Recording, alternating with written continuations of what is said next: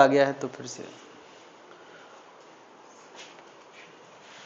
तो यार अब तक हम लोग प्लेन बाउंड्री रिफ्रैक्शन कर रहे थे और अब स्फेरिकल बाउंड्री रिफ्रैक्शन करेंगे। मतलब कि पहले यार दो मीडियम को अलग करने वाली सरफेस प्लेन होती थी, अब दो मीडियम को अलग करने वाली बाउंड्री कैसी है? स्फेरिकल है।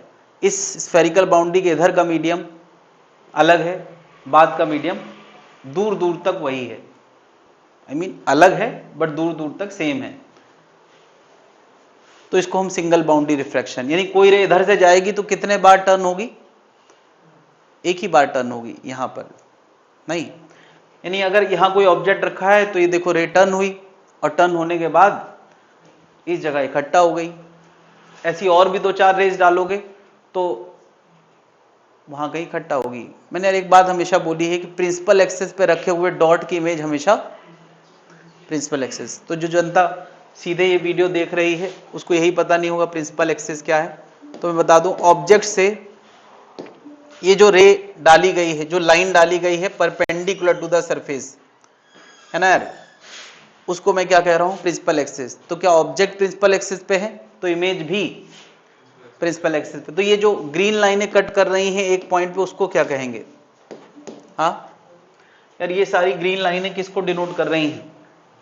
ऑब्वियसली नॉर्मल को। भाई नॉर्मल ये भी है, नॉर्मल ये भी है, और नॉर्मल क्या बताओ, किसी स्फेरिकल बाउंड्री में खींचे गए सारे नॉर्मल एक ही पॉइंट पे मिलेंगे और उस पॉइंट को हमें क्या कहना चाहिए? क्या इस स्फेरिकल बाउंड्री का ये क्या है? सेंटर है। अरे भाई अगर बाउंड्री स्फेरिकल है तो उस पे डाले गए सारे परपेंडिकुलर क्या कहलाएंगे? नॉर्मल कहलाएंगे, और वो सारे नॉर्मल, सारे ग्रीन डॉटेड लाइन एक ही पॉइंट पे जाके मिलेंगी, that is centre of this curvature. C को क्या बोलेंगे? Centre of curvature. नहीं तो फिलहाल मैंने जो सीन दिखाया है वहां पे ऑब्जेक्ट कैसा है? रियल या वर्चुअल? यार एक ऑब्जेक्ट, पॉइंट ऑब्जेक्ट जब डाइवर्जिंग रेज भेजता है तो हमेशा रियल होता है, और वहां जो इकट्ठा हुआ है उसको इमेज कैसी महसूस होगी? यहां इमेज नजर आएगी कैसी? रियल या वर्चुअल? है ना यार, एक रियल ऑब्जेक्ट की ये कैसी इमेज है? रियल इमेज है। यार रे जबरदस्त टर्निंग करी है, इसका एन बहुत ज्यादा होगा तब शायद ऐसा हुआ है। सोचो यार एन इतना ज्यादा ना हो तो क्या रे की इतनी टर्निंग हो पाएगी? या ऑब्जेक्ट थोड़ा और पास रख दें तो इतनी टर्निंग संभव नहीं है। यानी दूरी का भी रोल है, एन का भी रोल है। अगर ऑब्जेक्ट बहुत पास रख दोगे तो ये एंगल बड़ा हो जाएगा, तो उसकी टर्निंग फिर उतनी जबरदस्त नहीं हो पाएगी कि वहां आगे जाके मिल पाए। क्या ये सारी रेस आगे जाके मिलने का कोई स्कोप है क्या? और नहीं है तो आंख को इन्हीं रेस को रिसीव कर लेना चाहिए, और आंख जब इन रेस को रिसीव करेगी तो आंख को लगेगा इंफॉर्मेशन पीछे से आ रही है। यार मैंने यहां ये दिखाने की कोशिश करी है कि एक ही जैसी बाउंड्री है मगर कुछ पैरामीटर बदले होंगे तो इमेज जो पहले राइट साइड बन रही थी अब कहां बनने लगी? Left side. पहले रियल बन रही थी तो अब कैसे बनने लगी? वर्चुअल। कुछ पैरामीटर बदले होंगे। क्या बदला होगा? दूरी बदली होगी, रिफ्रैक्टिव इंडेक्स बदला होगा, कुछ ना कुछ चीजें। यानी यार ये यू वी का सारा खेल किन बातों पे डिपेंड करता होगा? बल्कि इसका रेडियस ऑफ कर्वेचर भी बदला जा सकता है, उस पे भी किन बातों पे ये डिपेंड करेगा कि ऑब्जेक्ट के लिए इमेज कहां बनेगी। मान लिया ये ऑब्जेक्ट है यू दूरी पे, ऑब्जेक्ट दूरी हमेशा हम यू से डिनोट करते आए हैं अब तक के टॉपिक में, ये v है। तो u के लिए v इस डायग्राम में या u के लिए v इस डायग्राम में किन बातों पे डिपेंड करना चाहिए? क्या इस मीडियम के रिफ्रैक्टिव इंडेक्स n1 पे डिपेंड करना चाहिए कि नहीं? n2 पे डिपेंड करना चाहिए कि नहीं? इसके radius of curvature, radius of curvature पे तो अब तक के डिस्कशन में सब जगह डिपेंडेंस रहा है, क्या मिरर में नहीं था? तो r पे डिपेंड करेगा, n1 पे डिपेंड करेगा, n2 पे डिपेंड करेगा? नहीं। तो u के लिए v क्या आएगा? वो इन बातों पे डिपेंड करेगा, n1, n2, r और u, ऑब्वियसली u पे भी डिपेंड करेगा। क्या इतनी बातें समझ में आ रही हैं? यानी यार n1, n2, u और r को लेके एक अजीब और बड़ा फार्मूला के लिए मेंटली प्रिपेयर्ड हो जाए। सिंगल बाउंड्री रिफ्रैक्शन में u, v और r को रिलेट करने वाला, बल्कि n1, n2 को रिलेट करने वाला एक फार्मूला आने वाला है। बात क्लियर है? तो यार फॉर्मूला ही आने वाला है, क्योंकि इससे पहले भी हमने फॉर्मूलों की डिटेल नहीं जानी है, सीधे फॉर्मूला जाना है। तो यार इस स्फेरिकल बाउंड्री से पहले का मीडियम, अलग है, बाद का मीडियम अलग है। इसको N1 बोला है तो इसके मीडियम को मैंने N2 बोला है। यानी रे जब भी जाएंगी तो कहां से कहां जाएंगी, N1 से N2। ऑब्जेक्ट मान लिया N1 मीडियम में है और उसकी इमेज कहां बनी है, N2 मीडियम पे। ये रे कहां गई यार,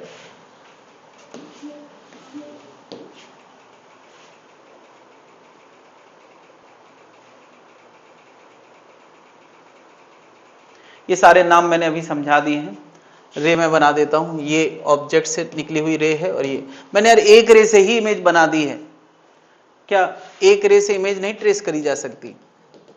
मैं हमेशा ही कहता रहा हूं कि अगर प्रिंसिपल एक्सिस के डॉट की इमेज जब प्रिंसिपल एक्सिस बनना है तो एक ही रे से हम उसको समझा सकते हैं। ये रे यहां इकट्ठा हुई तो ये ऑब्जेक्ट, वो ऑब्जेक्ट था और ये क्या है, इमेज है। ऑब्जेक्ट की डिस्टेंस को u से डिनोट किया है, इमेज की डिस्टेंस को v से डिनोट किया है। इन्हीं को रिलेट करना है यार। ये सारे नाम से सब लोग पहले से फैमिलियर हैं। क्या बता रही, ये डॉटेड लाइन प्रिंसिपल एक्सिस है, जिस जगह पे ये कट करती है उस पॉइंट का नाम क्या होता है यार? उस पॉइंट को हम लोग P से रिप्रेजेंट करते हैं, उस पॉइंट का नाम होता है पोल, P फॉर पोल।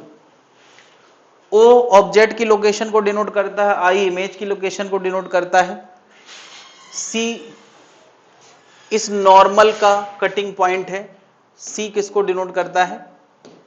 क्या बता रही, ये जो व्हाइट कलर से मैंने लाइन दिखाई है, ये जहां मिलेगा उसको क्या बोलेंगे, C is centre of curvature, I image location. क्या U ऑब्जेक्ट डिस्टेंस है, V इमेज डिस्टेंस है और R क्या है, रेडियस ऑफ कर्वेचर। ये नाम से सभी लोग फैमिलियर हैं। तो अब मैं वो फॉर्मूला बताने वाला हूं जो थोड़ा सा अजीब है बट असंभव नहीं है। फॉर्मूला है, ऑब्जेक्ट से N1 से चली थी रे N2 में गई हैं, तो बाद वाला मीडियम क्या है, N2। तो यार फॉर्मूला है बाद वाला अपॉन V, पहले वाला अपॉन U, बाद वाला माइनस पहले वाला अपॉन R। ऐसे बोलोगे तो थोड़ा बढ़िया लगेगा। बाद वाला अपॉन V, पहले वाला अपॉन U, बाद वाला माइनस पहले वाला अपॉन R। किसका, क्यों, कोई फरमाइशी प्रोग्राम चल रहा है क्या यार विविध भारती पे? भाई तुम्हारा जो टारगेट है उसके लिए पढ़ रहे हो यार, तुम्हें रिसर्च करना है यहां बैठ के। क्लास के बाद पूछ के जाना, इसका डेरिवेशन पूछ के जाना।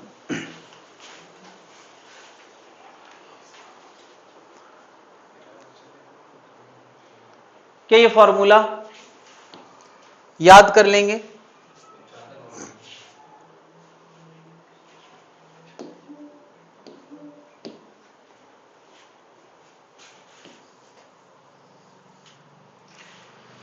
तर U और V को रिलेट करने वाला सबसे पहले हम लोगों ने फॉर्मूला मिरर में पढ़ा था, है ना?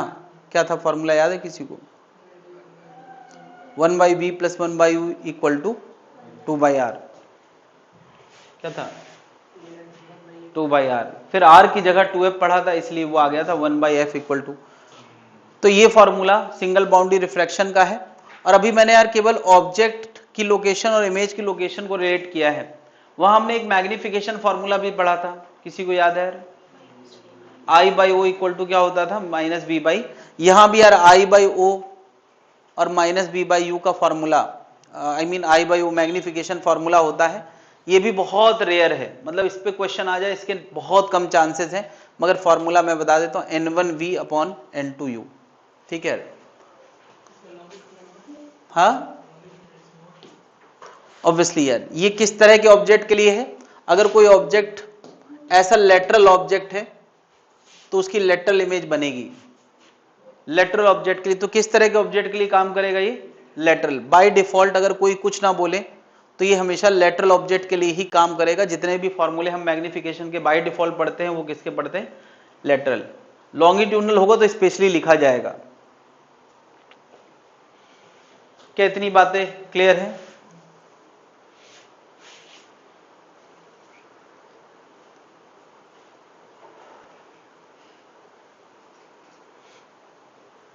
तो यार इस फॉर्मूले पे क्या डिस्कशन हो सकता है? जैसे मिरर में U दिया हो, R दिया हो, N1 N2 दिया हो, V निकालने का डिस्कशन हो सकता है। क्या इसमें भी साइन कन्वेंशन की बातें होंगी? और साइन कन्वेंशन का रूल क्या था? क्या पोल को ओरिजिन की तरह ट्रीट किया जाएगा पोल के राइट क्या होगा, अगर कोई डिस्टेंस पोल के राइट है तो कैसा लिया जाएगा, पॉजिटिव, अगर पोल के लेफ्ट है तो कैसा लिया जाएगा, निगेटिव, प्रिंसिपल एक्सिस के ऊपर है तो कैसा लिया जाएगा, पॉजिटिव, प्रिंसिपल एक्सिस के नीचे लिया जाएगा तो कैसा लिया जाएगा, निगेटिव। जो भी कार्टेशियन सिस्टम के रूल हैं, जो भी मिरर में, स्फेरिकल मिरर में काम करते थे, वो फॉर्मूले यहां भी काम करेंगे। क्या बात क्लियर है? खैर, तो अब यार ये फॉर्मूला हर यू के लिए वी दे सकता है ना।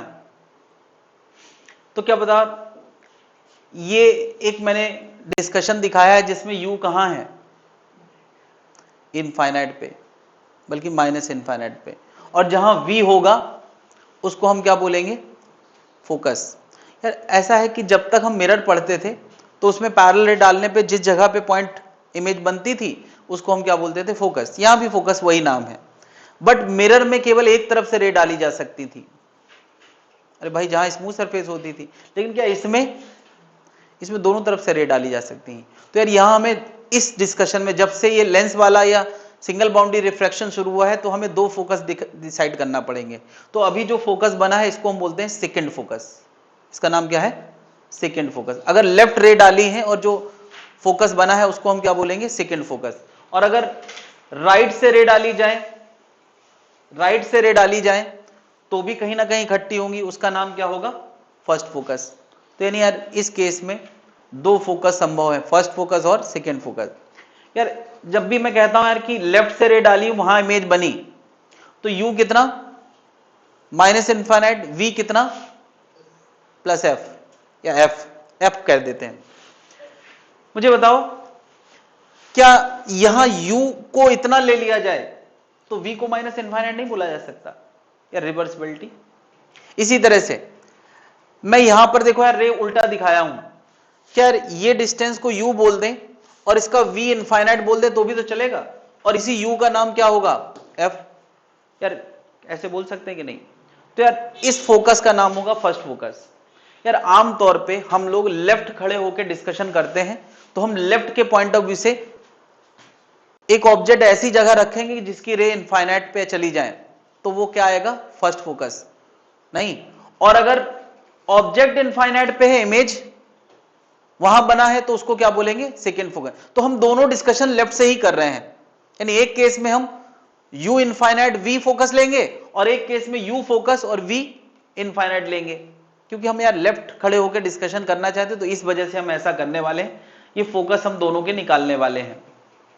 ओके, ऐसी बाउंड्री है तो भी फोकस की बातें कर सकते हैं। खैर, ये मैंने केवल ये दिखाया है।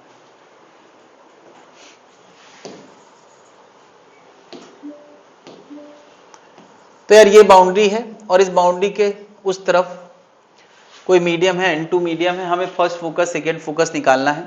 तो सेकंड फोकस मैंने अभी तुम्हें दिखाया। सेकंड फोकस निकालने के लिए रे हम कहां से डालते थे, लेफ्ट से, यानी u कितना लेना चाहिए, माइनस इनफाइनाइट। तो जो v आएगा उसी का नाम क्या होगा, f2 निकल आएगा। फर्स्ट फोकस के लिए मैंने क्या बताया, फर्स्ट फोकस के लिए हमें u का नाम f1 लिख देना चाहिए। u का नाम क्या लिख देना चाहिए, f1। तुम कहोगे साइन, यार हम फॉर्मूला डेराइव कर रहे हैं इसलिए साइन नहीं रखेंगे, वो जो भी आएगा। और v कितना है, इनफाइनाइट है, समझ गए। और उसी फॉर्मूले में डाल के हम दोनों फोकस निकाल रहे हैं। ये क्यों निकाल रहे हैं, ये भी फैशन में नहीं चल रहा है, इसके रेशियो पे कभी कभार क्वेश्चन पूछा जाता है, ठीक है। ये भी बहुत रेयर डिस्कशन है। तो ये तो पर्टिकुलर वैल्यू हो गई ना, आंसर तो इसका लाना है, जिसका आंसर लाना है उसका साइन हमने नहीं रखा है भाई। इनफाइनाइट तो एक वैल्यू हो गई ना, इसको माइनस इनफाइनाइट रख दो चाहे प्लस इनफाइनाइट, वो 1 में आना है तो वैसे भी वो 0 आएगा। फॉर्मूला क्या है जरा बताएं। हाँ, बाद वाला अपॉन v, पहले वाला अपॉन u, बाद वाला माइनस पहले वाला अपॉन r। जरा वैल्यू रखते हैं, n2 बाई v की जगह f2, n1 बाई u की जगह इनफाइनाइट, प्लस माइनस कुछ भी रखो उससे फर्क पड़ेगा नहीं, n2 minus n1 by r। r का भी साइन नहीं रख रहे हैं यार। क्या ये r अगर ऐसा है, ऐसा स्फेरिकल बाउंड्री है तो आर उस तरफ होगा, सेंटर उस तरफ होगा, तो आर कैसा होगा? और अगर ऐसी बाउंड्री हो जाए तो, यानी आर भी दोनों साइड का हो सकता है, अभी हम उसका साइन डिक्लेयर नहीं कर रहे हैं, फॉर्मूला डिराइव कर रहे हैं इसलिए। बता ये टर्म क्या हो गया? 0। तो क्या N2/F2 का आंसर ये आ गया? तो ये देखो यार, क्रॉस मल्टीप्लाई कर दें, F2 उधर पहुंचा दें, R इधर पहुंचा दें, और ये डिवाइड में पहुंचा दें, तो यार F2 का आंसर आ गया, क्या आ गया? N2R/N2 - N1। क्या F1 का आंसर निकाल पाएंगे?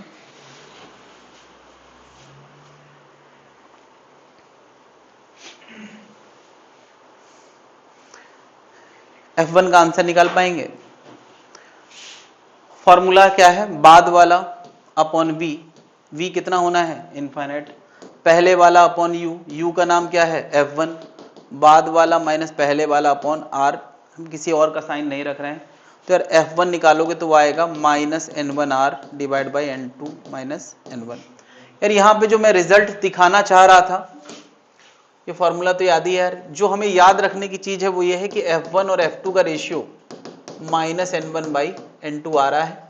ये रेशियो फैशन में चल रहा है, रटना ही है। ये बताया गया है? किसके नोट्स हैं? अच्छा, यानी ये फॉर्मूला है, इसको भाव दिया गया है कहीं पे। किस कोचिंग का है ये?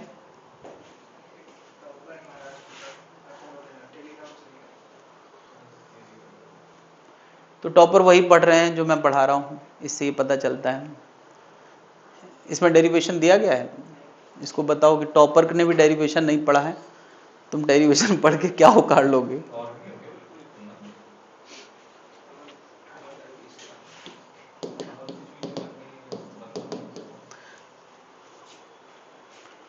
F1/F2 आ रहा है -N1/N2। तो यार ये फॉर्मूला एक्चुअली इंपॉर्टेंट है, ये डेरिवेशन भी भूल जाएंगे तो चलेगा, केवल इतने के लिए ये बताया गया है। डेरिवेशन इसका भी नहीं दिया होगा होपफुली, है ना? तो दुनिया ऐसी चल रही है यार, वैसे तुम्हें चलना चाहिए। हाँ, मेरा मानना है कि जहां बहुत छोटे छोटे से एक्सप्लेनेशन हो उनको इग्नोर नहीं करना चाहिए। क्या इस फॉर्मूले के प्रैक्टिस तो हमें करना सीखना ही चाहिए, शायद इसी पे क्वेश्चन आ गया तो। जैसे ये क्वेश्चन है, ये देखो यार, 2 सेंटीमीटर का ऑब्जेक्ट है और ये कितनी 30 सेंटीमीटर पे रखा है, और हमें बताना है कि इमेज कितने साइज की बनेगी और कहाँ बनेगी, V बताना है और I बताना है। तो फॉर्मूला तो एप्लीकेशन आना ही चाहिए ना। तो एप्लीकेशन की शुरुआत पिछले वाले डिस्कशन से हो गई थी। यहाँ पे जनता बताएगी कि V कितना आएगा, V बताना है, साइज I बताना है, रियल होगा वर्चुअल होगा ये तो तुम समझ ही जाओगे। यार इस टॉपिक में मैं बता दूं, मिरर और इसमें एक अंतर है। बताओ, रे पार कर जाती है ना, इसमें पार कर जाती है तो रियल कहां बनेगी? पार करने के बाद या पहले? पार करने के बाद। तो यहां रियल हमेशा कहां बनेगी? Other side. अदर साइड मतलब जहां ऑब्जेक्ट रखा था उसके अदर साइड। और वर्चुअल कहां बनेगी इमेज? वर्चुअल इमेज बनेगी सेम साइड एज ऑब्जेक्ट। नहीं यार, रियल इमेज और वर्चुअल इमेज मिरर में उल्टा होता था। मिरर में रियल कैसी बनती है? उसी तरफ।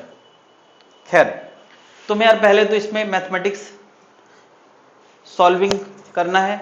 एक तरफ का मीडियम एयर है यानी 1 है, दूसरे तरफ का 1.5 है। रेडियस ऑफ कर्वेचर कितना दिया है?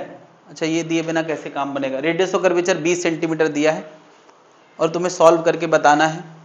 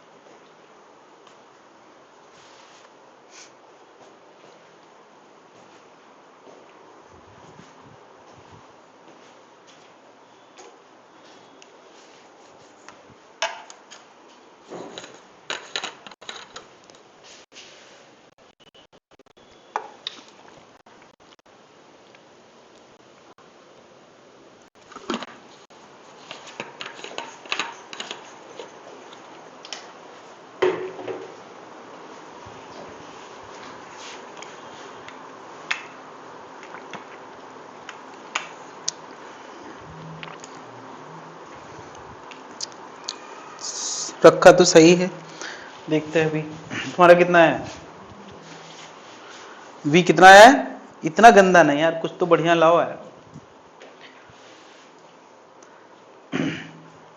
फॉर्मूला लगाते हैं यार, रे कहां से कहां जा रही हैं, एयर से, तो ये हमारा N2 है और ये फॉर्मूला है बाद वाला v पहले वाला अपॉन u, बाद वाला माइनस पहले वाला अपॉन r। ये मैं ब्रैकेट क्यों लगाता हूं, क्योंकि इसी फ्लो में मैं साइन रखना नहीं जानता, इसलिए मैं टाइम देता हूं सोचने के लिए। u कैसा रखना है, पीछे है, पोल इधर है ना यार, पीछे है तो -30, और r कैसा रखना है, क्या इसका सेंटर भी तो पीछे ही होगा, तो कितना -20। समझ गया यार, है ना, कि फॉर्मूला अप्लाई करने की प्रैक्टिस कर लो, वही काम आएगा लाइफ में। 0.5 अपॉन -20,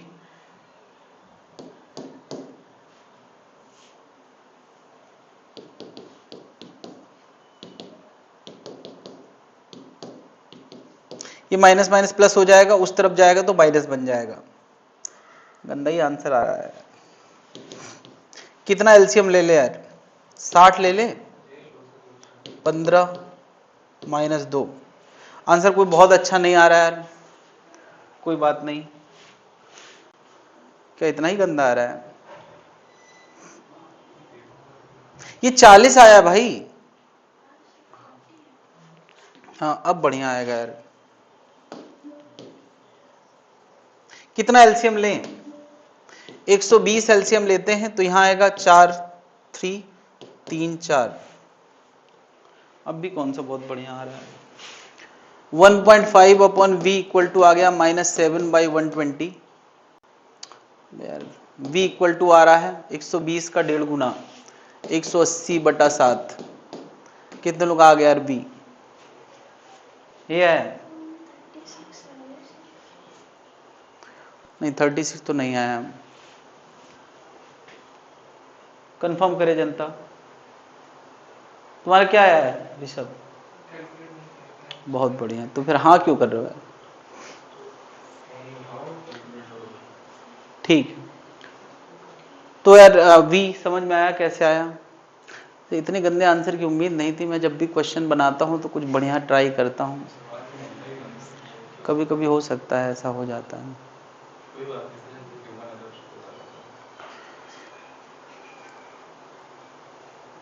ओके -40 था यहाँ,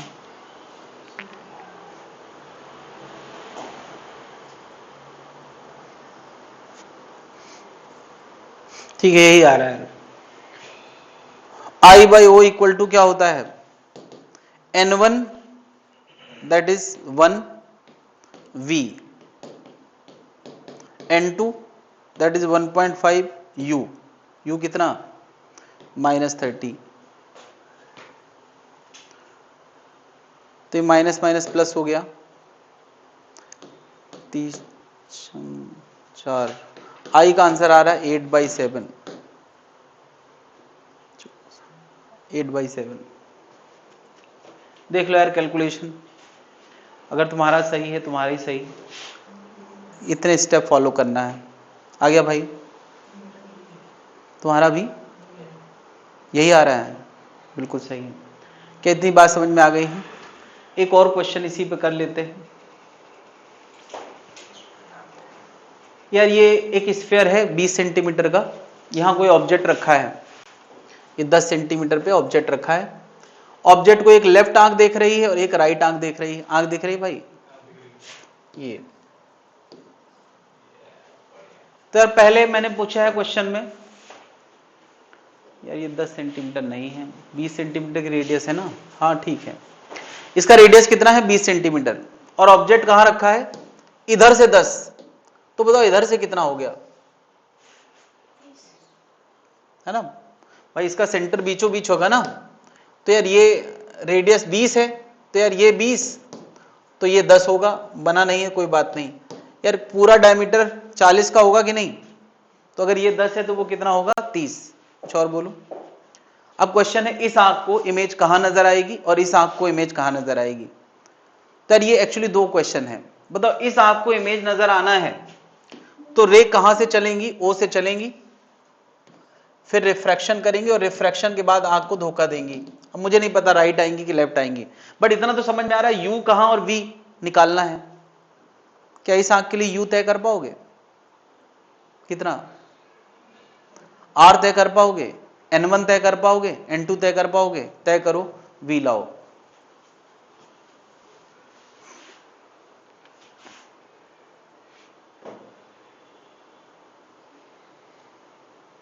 क्या है? वी आ गया? हो सकता है यही आ रहा हो। फॉर्मूला लगाते हैं यार, बाद वाला अपॉन वी, पहले वाला अपॉन यू, बाद वाला माइनस पहले वाला। क्या यही बाद वाला 1 लिया है कि नहीं भाई? रे कहां से चली है? 1.5 से, और गई कहां है? 1 पे। तो बाद वाला अपॉन वी, पहले वाला अपॉन यू। बाद यू कितना? -30, और आर कितना? -20। क्या इसका centre radius of curvature left है, इसलिए माइनस। सॉल्व करके बी का आंसर कितना आया है? कितना आया है? -40। कितने लोग आ गया यार? नहीं आया यार? सॉल्विंग यार मत करवाओ, इस उम्र में मेरे से ये सब करवाओगे।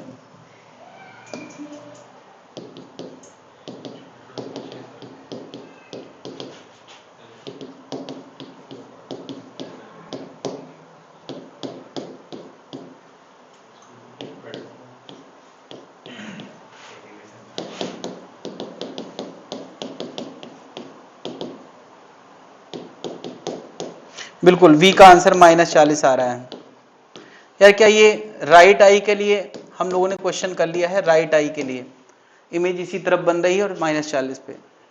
क्या लेफ्ट आई के लिए क्वेश्चन कर सकते हैं? लेफ्ट आई के लिए जो रेज निकलेंगी उसका पोल इधर है, नहीं तो u कितना? u कितना? +10। रे कहां से कहां आई हैं? 1.5 से 1। तो बाद वाला अपॉन v, पहले वाला अपॉन u, बाद वाला माइनस पहले वाला अपॉन r। कोई बताएगा r कैसा रखा जाएगा? +20। बस समझ गया यार क्वेश्चन कैसे करना है।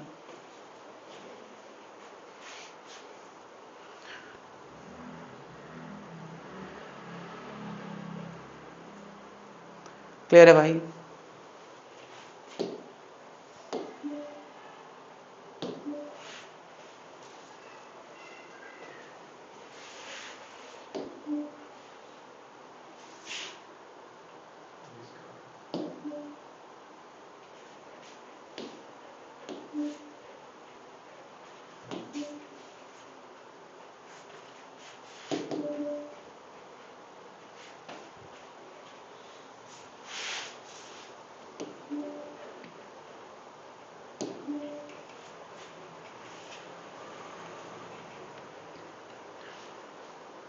अभी तक हम लोग यार सिंगल बाउंड्री रिफ्रैक्शन देख रहे थे, और अब हम लोग डबल बाउंड्री रिफ्रैक्शन देखने वाले हैं।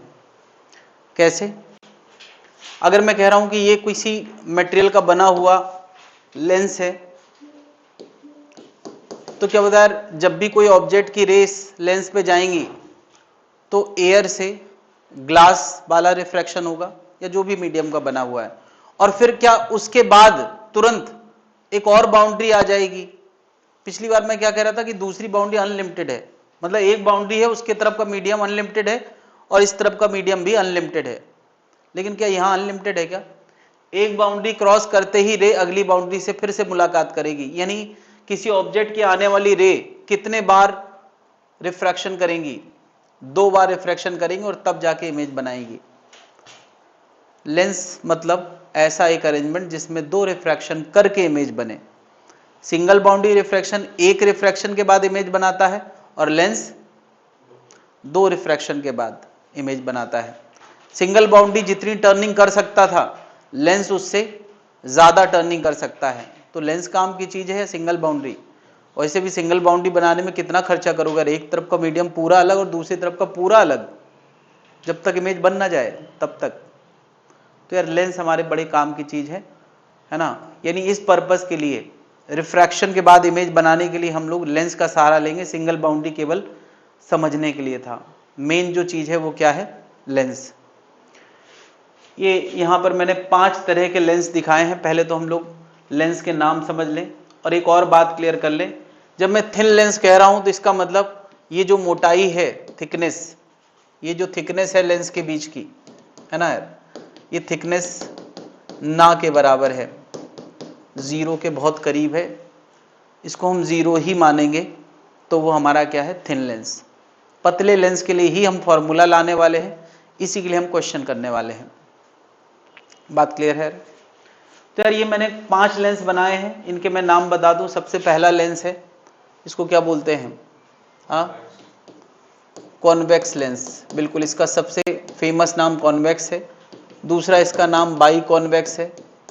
अगर इस तरफ का रेडियस और इस तरफ का रेडियस एक जैसा होता है तो उसका एक और नाम होता है इक्वी कॉन्वेक्स। इक्वी मतलब इक्वल वाला। फिलहाल मैं कॉन्वेक्स ही लिख रहा हूं, इक्वी बाद में देखा जाएगा। इसका नाम क्या है, इसका नाम है प्लेनो कॉन्वेक्स। प्लेनो मतलब एक तरफ प्लेन, एक तरफ कॉन्वेक्स, तो नाम क्या हो गया, प्लेनो कॉन्वेक्स। बात क्लियर है? इसका क्या, इसको हम लोग कॉनकेव कह सकते हैं, या इसका नाम बाई कॉनकेव है, या कॉनकेवो कॉनकेव भी कह सकते हैं। कॉनकेव, दोनों तरफ कॉनकेव, इसलिए कॉनकेवो कॉनकेव। ये नाम रेयरली कभी यूज किया जाएगा। कॉनकेवो कॉनकेव से क्या मतलब निकालोगे, यही निकालोगे। इसका क्या नाम रखना चाहिए, बिल्कुल यही नाम रखा है जो तुम्हें, यार लॉजिक समझ में आ जाए तो हम हर चीज का जवाब दे सकते हैं। इसका क्या रखना चाहिए, कॉनकेवो कॉन्वेक्स।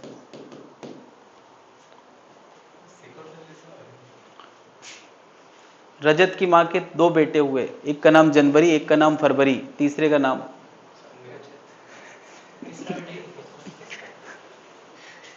रजत है यार, पैटर्न के हिसाब से नहीं है। मैंने 2 बोले थे कि 3 बोले थे, आई एम सॉरी, 3 थे।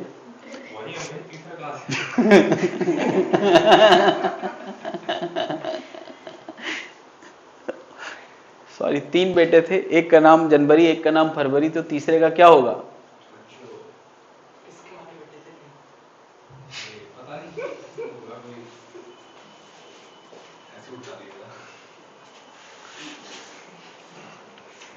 हाँ भाई। तो यार ये नाम हो गए। हालांकि यहां पर हम लोग हर तरह के ये जितने भी लेंस है इनके लिए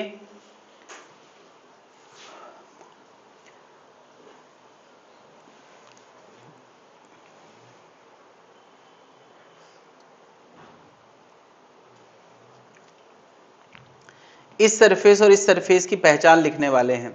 यार एक तो इस लेंस का कोई रिफ्रैक्टिव इंडेक्स होगा, दूसरा इस सरफेस और इस सरफेस की पहचान उसका रेडियस ऑफ कर्वेचर होगा।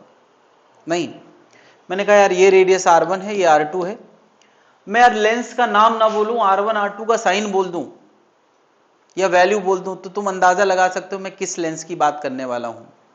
मुझे बताओ, क्या इस लेंस का ये वाला सरफेस का सेंटर राइट होगा या लेफ्ट होगा?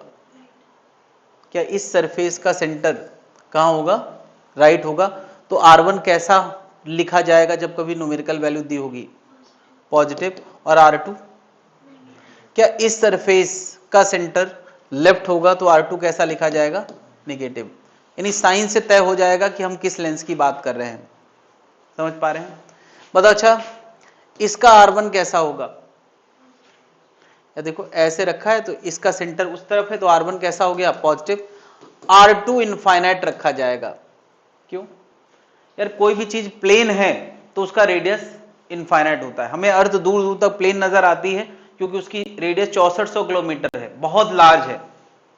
नहीं तो बहुत लार्ज का अगर कोई स्फीयर होता है तो वो प्लेन नजर आता है, उसका रेडियस क्या बोला जाता है, इनफाइनाइट।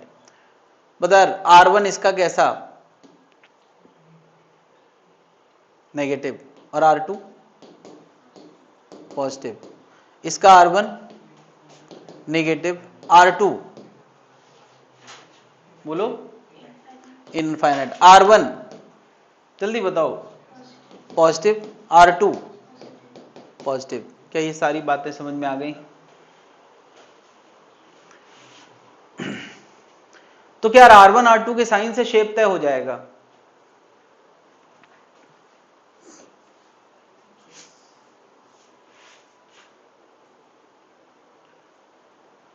हम लोगों ने जब मिरर पढ़ा था तो मिरर में हम लोगों ने एक फॉर्मूला पढ़ा था, क्या?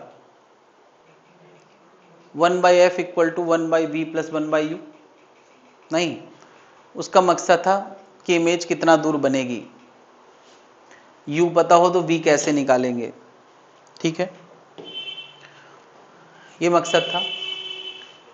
दूसरा फॉर्मूला पढ़ा था मैग्निफिकेशन, तीसरा फॉर्मूला पढ़ा था r बराबर 2f, याद है यार? हमने एक f और r को रिलेट करने वाला फॉर्मूला पढ़ा था, एक u v को रिलेट करने वाला, और एक मैग्निफिकेशन फॉर्मूला। यहां भी मैं 3 फॉर्मूले बता रहा हूं उसी पर्पस के लिए, उसी मकसद के लिए। मकसद क्या है? ऑब्जेक्ट की दूरी पता हो तो इमेज की दूरी कैसे बताएंगे। तो यार सबसे पहला फॉर्मूला है 1/f equal to 1/v minus 1/u। Derivation again not required, उसमें दिया है, उसको इग्नोर कर सकते हैं, ठीक है। फॉर्मूला क्या है? 1/v minus 1/u equal to 1/f, ठीक है। मैग्निफिकेशन फॉर्मूला है I/O इक्वल टू v/u। क्या इसको देख के तुम्हें मिरर की याद नहीं आती? इसको देख के मिरर की याद आ रही है कि नहीं? अरे ऐसे ही तो मिरर का था, बस एक अंतर था, यहां माइनस की जगह मिरर में प्लस था, तो फिर यार यहां प्लस की जगह वहां ले देखे। यार ऐसे मुझे याद रहता कि एक माइनस मिला है, उसको यहां, इसको यहां, सॉरी इसको यहां, उसको वहां, याद रहेगा। तो सीधे सीधे मिरर जैसे फॉर्मूले हैं, मिरर के फॉर्मूले नहीं, मिरर जैसे फॉर्मूले हैं लेंस के। लेकिन अब यार इसमें एक चीज रह गई, एफ क्या? एफ मतलब फोकल लेंथ। मिरर का फोकल लेंथ एफ बराबर r/2 होता था, और मिरर का फोकल लेंथ में एफ इक्वल टू r/2 इसलिए होता था क्योंकि आर ही पहचान थी। क्या उसमें रिफ्रैक्टिव इंडेक्स जैसी कोई बातें होती थी क्या? नहीं ना, लेकिन यहां है, तो इसका एफ का लेना देना एन से होना चाहिए, और आर एक जैसा हो तो ठीक है, आर भी तो अलग अलग हो सकता है। तो एफ का लेना देना इस बार R1 R2 और f से होगा, और उसका फॉर्मूला ये लिखा है 1/f equal to n-1। Hello, 10 minute में खाली हो रहे हैं, 10 minute. 1/f equal to n-1 1/r1 minus 1/r2। क्या ये बात समझ में आ गई है? कोई दिक्कत है भाई लोग? वहां यार f का फॉर्मूला बड़ा आसान था, r/2, r पता है, f पता, लेकिन यहां हमें कुछ स्टेप फॉलो करना पड़ेंगे, इसलिए इसकी प्रैक्टिस करना जरूरी है। नहीं तो मैंने यार कुछ सटीक लेंस के लिए, सटीक लेंस मतलब जिनके लिए फोकस पक्के तौर पे पॉजिटिव या नेगेटिव आने वाला है, उनके लिए मैं फोकल लेंथ का तुमसे फॉर्मूला निकलवाने वाला हूं। ये सारे lenses r radius of curvature के हैं। यार r यहां पर क्या है? रेडियस ऑफ कर्वेचर, ये बल्कि मैं कह दूं यार ये value of radius of curvature है, मतलब r को वैल्यू की तरह ट्रीट करना है, जैसे 20, 10, 5 नहीं। तो अब मैं इन फॉर्मूले में साइन रख के एक आंसर निकालना चाह रहा हूं जो और पर्टिकुलर होगा। मैं यार यहां पर एक इक्वी कॉन्वेक्स लेंस लिया हूं, और इसके लिए मैं फोकल लेंथ का फॉर्मूला बनाना चाह रहा हूं और पर्टिकुलर। वैसे तो फॉर्मूला ये है सबके लिए, लेकिन मैं इनके लिए उस आंसर को और पर्टिकुलर करना चाहता हूं गिवन रेडियस ऑफ कर्वेचर के लिए, और साइन आइन सब रख के। अब मैं जो फॉर्मूला डिराइव कर रहा हूं उसमें साइन रख के आंसर आएगा। क्लियर है? मुझे बता, अगर इसका रेडियस ऑफ कर्वेचर r है तो r1 प्लस r लिखा जाएगा या माइनस r? प्लस r, और r2 माइनस r रख देते हैं यार, इसी फॉर्मूले पे रख देते हैं। तो फोकल लेंथ का आंसर क्या आ गया यार? n-1 2/r। देखिए यार ये फोकल लेंथ का आंसर पॉजिटिव आया है या निगेटिव आया है? पॉजिटिव आया है। और फोकल लेंथ पॉजिटिव का मतलब क्या है कि अगर तुम इसको पैरेलल रे डालोगे तो कहां इकट्ठा होंगी? आगे। फोकल लेंथ पॉजिटिव का हमेशा मतलब क्या है? आगे। तुम कहोगे साइन कैसे पता? भाई आर भी तो एक नंबर है ना पॉजिटिव, एन हमेशा 1 से बड़ा होता है कि नहीं? तो जब यार ये पॉजिटिव तो एफ भी कैसा आएगा? पॉजिटिव आएगा। क्या इतनी बात समझ में आ गई? हालांकि ये फॉर्मूला एफ का नहीं है, किसका है? 1/, तो क्या इसकी मदद से तुम एफ का फॉर्मूला नहीं बना सकते? यार ये इसको पलट दो, वो आएगा r/2n-1, बना सकते हो कि नहीं? क्या ये बात समझ में आ रही है? तो बता इसके लिए प्लेनो कॉन्वेक्स के लिए तुम फॉर्मूला बना पाओगे? मत देखो उधर, इधर बताओ। R1 कैसा? प्लस R, R2 कैसा? रख देते हैं यार इसी फॉर्मूले पे, n-1, R1 की जगह R, R2 की जगह इनफाइनाइट। क्या 1/∞ क्या होता है? 0। तो F का आंसर ये आ गया। यार ये 1/F का आया है, तो F का क्या होगा? यार F का आंसर इसके मुकाबले, यार इसके मुकाबले F का आंसर बड़ा आया है, मतलब इसको अगर पैरेलल रे डालोगे तो ये और दूर इकट्ठा करेगा। क्या ये बात समझ में आ रही है? पॉजिटिव आया है। और अच्छा बता, इस लेंस को मैं अगर उल्टा करके रख दूं तो क्या लगता है फोकल लेंथ के आंसर में क्या फर्क पड़ना चाहिए? क्या अंतर आएगा? कि अगर पिछली बार आंसर पॉजिटिव आया था तो इस बार यही लगता है, सबको यही लगता है, बट जरा रख के देखते हैं। इसके लिए हम 1/f का आंसर निकालते हैं। n-1, R1 कितना? इनफाइनाइट। R2 कितना? -R।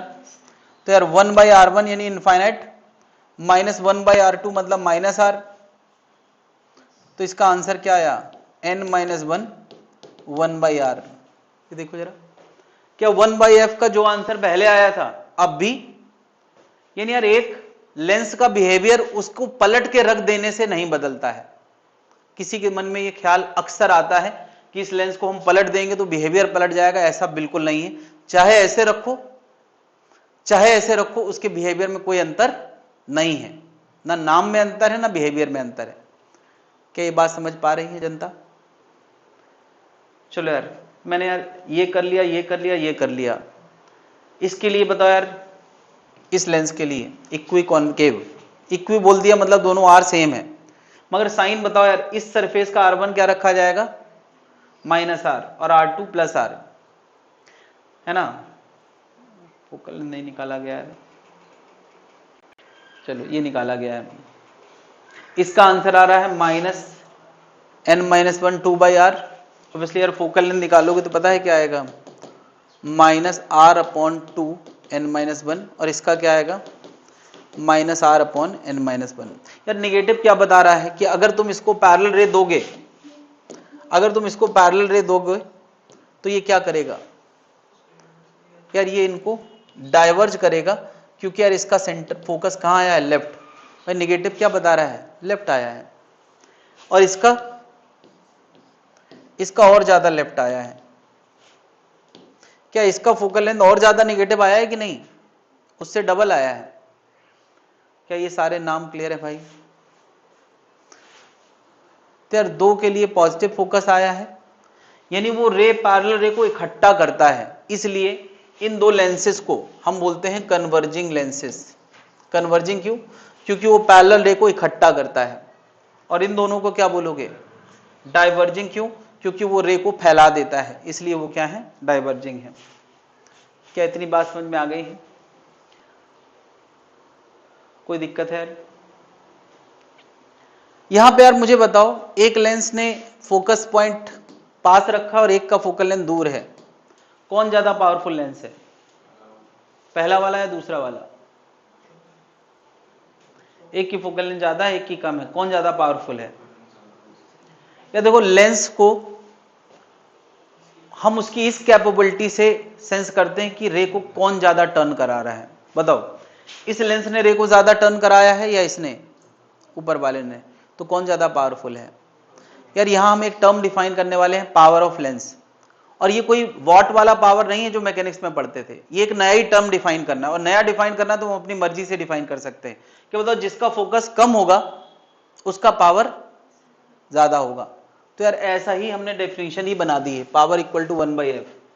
लेकिन ध्यान रखना यार 1/f तब है जब f मीटर में हो, और अगर f सेंटीमीटर में होगा तो क्या हो जाएगा 100/f, और इसकी यूनिट क्या है डायोप्टर। ध्यान से देखें जरा, क्या इसका पावर ये लिखा है और नीचे वाले का पावर ये लिखा है, कौन ज्यादा पावरफुल है यार, ये पावर या ये पावर, किसका ज्यादा है, ऊपर वाले का। इसका पावर ये लिखा है और इसका पावर ये लिखा है, कौन ज्यादा पावरफुल है यार, मैग्नीट्यूड इसका ज्यादा है ना, तो इसी को ज्यादा पावरफुल बोला जाएगा। साइन से हम ये तय नहीं करेंगे कि ये कम पावरफुल है। यार इसका काम डाइवर्ज करना है, तो कौन अच्छा डाइवर्ज कर रहा है, हाँ पहले वाला ज्यादा अच्छा डाइवर्ज कर रहा है, उसका फोकस मैग्नीट्यूड ज्यादा आया है तो पावर, सॉरी फोकल मैग्नीट्यूड, अच्छा इसका फोकल मैग्नीट्यूड कम है, हाँ फोकल मैग्नीट्यूड कम है तो पावर ज्यादा होगा। क्या समझ पा रहे हैं भाई लोग, क्या इतनी बात जनता समझ पा रही है यार। इसमें मुझे दो बातें और बताना है। अच्छा बता, इस लेंस को पलट के रख दिया जाता तो कोई फर्क नहीं पड़ता, चेक कर सकते हैं जैसे मैंने इसको बताया। इतनी बात सबने नोट कर ली है, मैं ये हटा दूं।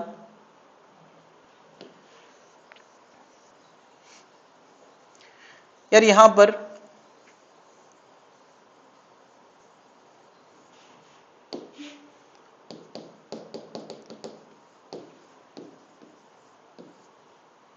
एक लेंस को लॉन्गिट्यूडनल कट किया जा सकता है ऐसे, और एक लेंस को लैटरल कट किया जा सकता है ऐसे।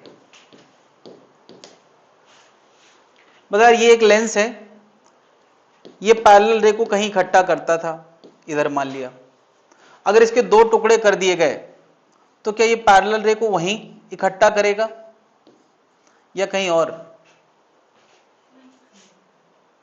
या देखो, अगर दो टुकड़े कर दिए तो ऊपर वाला हिस्सा अपना काम करेगा, नीचे वाला हिस्सा अपना काम करेगा, लेकिन पहुंचाएगा तो उतनी दूर ना।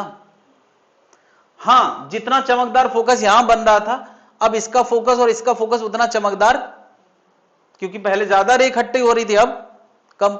लेकिन अगर कोई पूछे यार इसकी फोकल लेंथ f है, तो क्या इसकी फोकल लेंथ और इसकी फोकल लेंथ में कुछ फर्क पड़ा क्या, टुकड़ा करने के बाद भी उसका फोकल लेंथ वही है, तो पावर भी, क्या इसका पावर अगर P बोलोगे तो इसका भी P होगा और इसका भी P होगा, क्योंकि फोकस नहीं बदला तो पावर भी नहीं बदला। क्या ये बात समझ पा रहे हैं।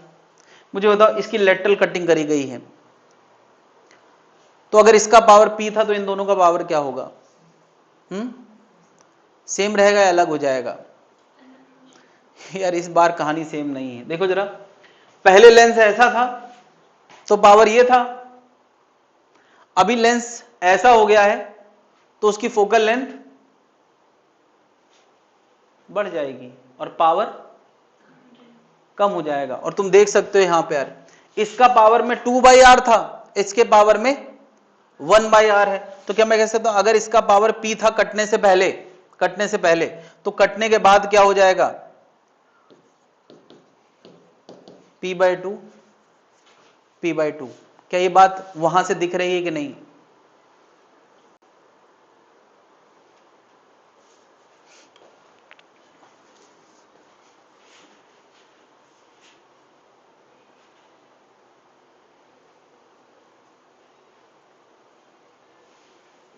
तो अगली क्लास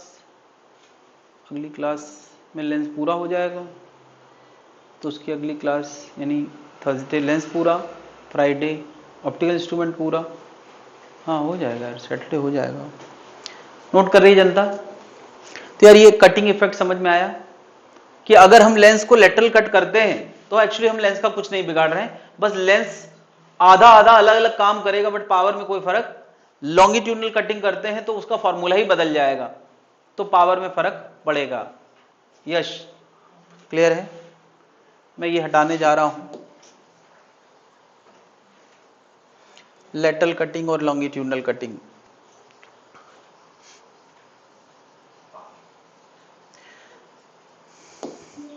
यार इतने सारे फॉर्मूलों में ये जो n आया है वो इसलिए आया है क्योंकि लेंस का एक ही n होता था नहीं, लेकिन अगर कहीं लेंस को किसी सराउंडिंग में रख दिया जाए तो इस n का क्या होगा। यार अभी प्रिज्म में भी यही बात करी थी, हर जगह जहां n होता है उसका मतलब रिलेटिव रिफ्रैक्टिवनेस होता है, क्या हो जाएगा n बाई। अब यार इसमें दो सिचुएशन है, अगर n लेंस n सराउंडिंग से ज्यादा है तो n माइनस वन पॉजिटिव होगा, होगा कि नहीं, n माइनस वन कैसा होगा, पॉजिटिव। अरे भाई n लेंस n सराउंडिंग से ज्यादा है तो क्या n lens upon n surrounding 1 से बड़ा आएगा तो पॉजिटिव आएगा, लेकिन अगर n लेंस n सराउंडिंग से कम हो जाए तो n माइनस वन का क्या होगा, नेगेटिव आ जाएगा, क्योंकि यार n का मतलब n lens upon n surrounding होता है और n सराउंडिंग अगर 1 से बड़ा निकल आया तो ये term n lens by n surrounding 1 से छोटा निकल आएगा तो n माइनस वन कैसा हो जाएगा, ये बहुत ध्यान देना यार। यार यहां हमने जितने फॉर्मूले देखे सब में n माइनस वन बाहर आया है कि नहीं, नहीं n माइनस वन, और फिलहाल हमने n माइनस वन को क्या लिखा था, सोचा था पॉजिटिव, लेकिन क्या ये n माइनस वन निगेटिव भी हो सकता है, कब, इस केस में। क्या इस केस में n माइनस वन निगेटिव हो जाएगा कि नहीं, और निगेटिव हो जाएगा तो पता है क्या फर्क पड़ेगा, क्या जिसका फोकल लेंथ पॉजिटिव आता था, नहीं, यानी इस केस में converging become diverging and diverging become converging. यार क्या ये बात समझ में आ रही, कब ऐसा होगा, when lens is dipped in a medium which have refractiveness greater than the lens, कब ऐसा होगा, यार lens is dipped in denser medium, अगर लेंस को डेंसर मीडियम में डिप कर दिया तो कन्वर्जिंग डाइवर्जिंग बन जाएगा, डाइवर्जिंग कन्वर्जिंग, और एक्सप्लेनेशन सामने है, क्या है कि हर जगह जिसको n माइनस वन कह रहे थे पॉजिटिव सोच रहे थे वो पॉजिटिव निगेटिव हो जाएगा, और जहां निगेटिव आ रहा था ये टर्म वो कैसा बन जाएगा, पॉजिटिव। हाँ पावर में भी वही बात है, क्या पावर पॉजिटिव निगेटिव नहीं हो सकता, अगर फोकस पॉजिटिव है तो पावर भी पॉजिटिव है, फोकस निगेटिव है तो पावर भी, तो जो निगेटिव पावर थी वो पॉजिटिव बन जाएगा, जो पॉजिटिव पावर थी वो क्या बन जाएगा, निगेटिव। हाँ बिल्कुल, जो f का साइन होगा वही पावर का साइन होगा, अगर f को साइन के साथ रखा जाएगा यहां पे, इसको हमें विद साइन रखना है, समझ में आ रही बात। तो अभी यार लेंस के जो क्वेश्चंस तुम लोग ट्राई कर सकते हो, देखे जरा, लाओ मैं टिक कर देता हूं, पिछला डिस्कशन जहां तक हो गया है वो तो सारे करना ही है, इसके अलावा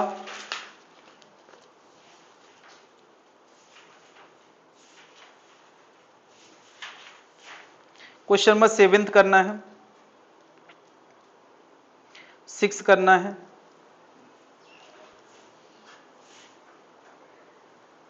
8 करना है,